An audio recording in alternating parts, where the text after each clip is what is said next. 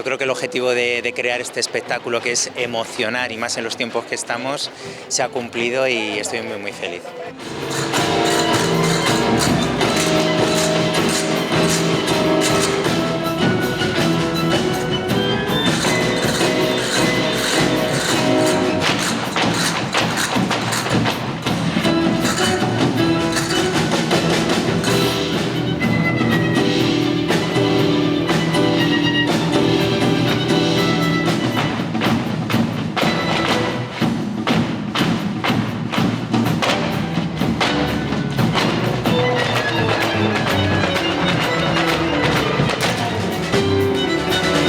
Porque en este programa hay partes de mi primer espectáculo tango flamenco, de mi espectáculo jazzing flamenco.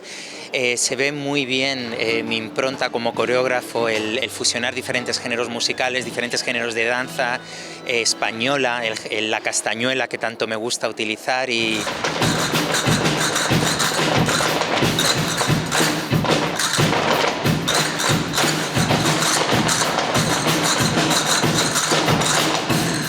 relatos y formas como las que lleva la Factoría Cultural de Terrassa es muy necesario para la danza. Yo estoy encantado de que incluyan tantísima danza en toda la temporada, nos hace mucha falta y creo que el tratado que se da aquí, la manera en la que se muestran